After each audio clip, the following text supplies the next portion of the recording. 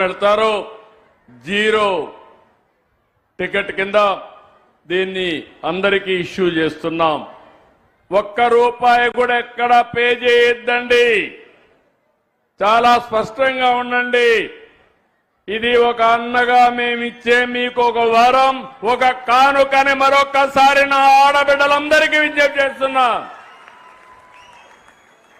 ఒకప్పుడు ఆర్టీసీ బస్సుల్లో నేను కొన్ని సీట్లు మీకు రిజర్వ్ చేసి పెట్టాను. ఈ రోజు ఉచితంగా ప్రయాణ సౌకర్యం ఏర్పాటు చేస్తున్నాను. ఇంకో పక్క ఈరోజు జీరో ఫేర్ టికెట్ మీరు ఎక్కడికక్కడ వాళ్ళు ఇస్తారు. మీకు ఒక అవగాహన వస్తుంది. అది తీసుకొని మీ ఆధార్ నెంబర్ కానీ అథెంటికేషన్ కోసం ఏ నెంబర్ ఇచ్చినా అది సరిపోతుందని చెప్పి కూడా నేను మీకు తెలియజేస్తున్నాను. ఈరోజు మీరు ఆసుపత్రికి పోయేవాళ్ళు కానీ, స్కూళ్ళకు పోయేవాళ్ళకి కానీ, కాలేజీలకు పోయేవాళ్ళకి కానీ, ప్రభుత్వ కార్యాలయాలకు పోయేవాళ్ళకి కానీ, మార్కెట్ కోసం పట్టణాలకు వెళ్ళే వాళ్లకు ఇది చాలా ఉపయోగపడుతుంది. అయితే ఈరోజు అన్ని ప్రికాషన్లు తీసుకున్నాం. ఎందుకంటే ఉండే బస్సులన్నీ కూడా ఆపరేషన్లో పెట్టాం. అన్ని బస్సుల్ని కండిషన్లో ఉంచాం. అదే సమయంలో 4-5 రివ్యూ మీటింగులు కూడా పెట్టి డిపార్ట్మెంట్ని అప్రమత్తం చేశాం. ఎక్కడ ఏ బస్సు నిలవడానికి వీలు లేదు. ఒకవేళ ఎక్కడన్నా ఇది వస్తే ఇమ్మీడియట్ గా రిపేర్ చేయడానికి కూడా పర్యవేక్షణ కోసం మనుషులు పెట్టాం. బస్సులన్నిటికీ ఎక్కడ బయలుదేరుతుంది, ఎక్కడుంది, ఇవన్నీ కూడా మీ సెల్ ఫోన్లోనే మీరు చూసుకునే విధానానికి శ్రీకారం చుట్టామని చెప్పి కూడా నేను మీకు తెలియజేస్తున్నా. ఇది రియల్ టైం ట్రాకింగ్ సిస్టమ్ కూడా తీసుకొచ్చాం. దీనివల్ల ఎక్కడా ఇబ్బందులు లేకుండా చేస్తామని కూడా హామీ ఇస్తున్నా. ఈరోజు ఇంకొక పక్కన 129 డిపోలున్నాయి, 423 బస్ స్టేషన్లున్నాయి, 4 జోనల్ వర్క్షాపులున్నాయి. అన్ని వ్యవస్థలను బలోపేతం చేశాం. నేను ఒకటే ఆర్టీసీ సిబ్బందికి మేనేజ్మెంట్కి విజ్ఞప్తి చేస్తున్నా. మా ఆడబిడ్డలకు ప్రయాణ సౌకర్యం ఏర్పాటు చేస్తున్నాం. ఇబ్బందులు లేకుండా నడిపే బాధ్యత మీదని మరొకసారి వారికి విజ్ఞప్తి చేస్తున్నాను. మీరు ఫెయిల్ అయితే నేను మాత్రం రోడ్డు మీదకే వస్తా. ఆ విషయం కూడా ముందుగానే అప్రమత్తం చేస్తున్నా. ఆ పరిస్థితి రానిరని చెప్పి నేను మా వాళ్ళని కోరుతున్నాను. ఈరోజు నేను ఒకటే ఆలోచిస్తున్నాను. మా ఆడబిడ్డలకి ఉచిత ప్రయాణ సౌకర్యం శ్రీశక్తి ద్వారా ఇస్తూనే ఆర్టీసీలో కూడా డబ్బులు సంపాదించే మార్గాలు ఆలోచిస్తున్నా. లేకపోతే డబ్బులు లేకపోతే రాబోయే రోజుల్లో బస్సులు కూడా తిరగవు. అందుకనే మీరు ఒక్కసారి చూస్తే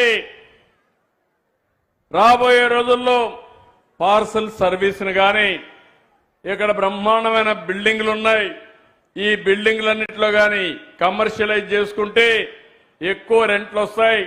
అలాంటి యాక్టివిటీస్ చేయడం కానీ, ఓనర్స్ ఆర్టీసీ ఉంటారు కానీ ఆదాయం వచ్చే మార్గాలు కూడా చూస్తామని చెప్పి నేను మీకు తెలియజేస్తున్నా.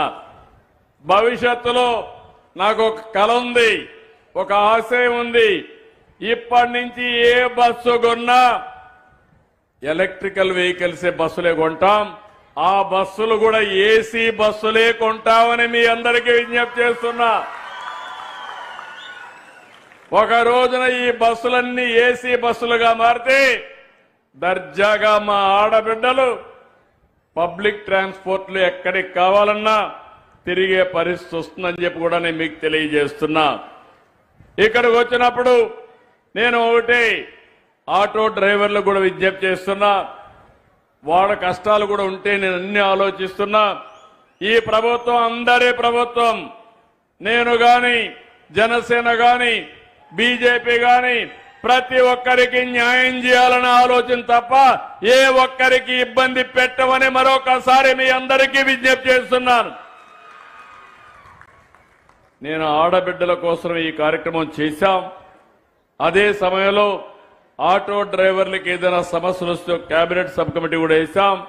అవన్నీ కూడా స్టడీ చేసి వాళ్ళకు కూడా న్యాయం చేస్తాం. ఈరోజు ఇదే కాకుండా ఇంకొక పక్క మీరు ఒకసారి చూస్తే అనేక కార్యక్రమాలు ఆడబిడ్డలకు చేశాం. డాక్రా రుణమాఫీ చేశాం. పసుపు కుంకుమ కార్యక్రమం తీసుకొచ్చాం. ఆడబిడ్డల ఆత్మ గౌరవం పెరగడానికి మరుగుదొడ్ల నిర్మాణం పెట్టాం.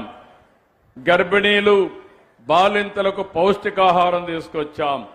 బేబీ కిట్లు ఇచ్చాం. తల్లి బిడ్డ ఎక్స్ప్రెస్ పెట్టాం. ఇలాంటి కార్యక్రమాలు చాలా కార్యక్రమాలు చేశాం. ఆ రోజు నేను చేసిన కార్యక్రమాల తర్వాత 4వసారి ముఖ్యమంత్రి అయిన తర్వాత నా ఆడబిడ్డల్ని పారిశ్రామికవేత్తలుగా తయారు చేయడానికి డాక్రాలో మెప్మాలో ఎంఎస్ఎంఈలకు ప్రాధాన్యత ఇస్తున్నాం.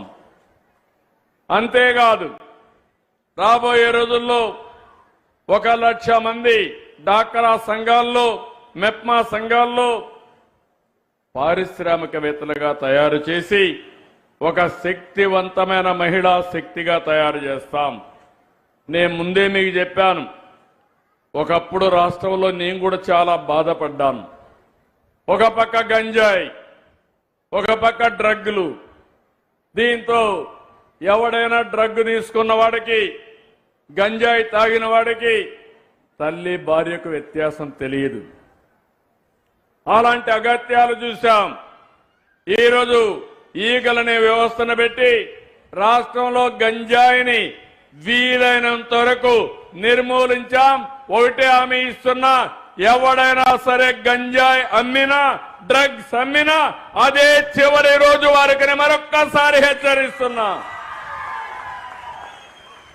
మా ఆడబిడ్డలందరికీ హామీ ఇస్తున్నా, ఎవరైనా మీ జోలుకొస్తే నేను అందులో బాధితుడిని. ఆడబిడ్డలు అవమానం చేసినప్పుడు ఇంట్లో వాళ్ళు ఏ విధంగా బాధపడతారో చూశా.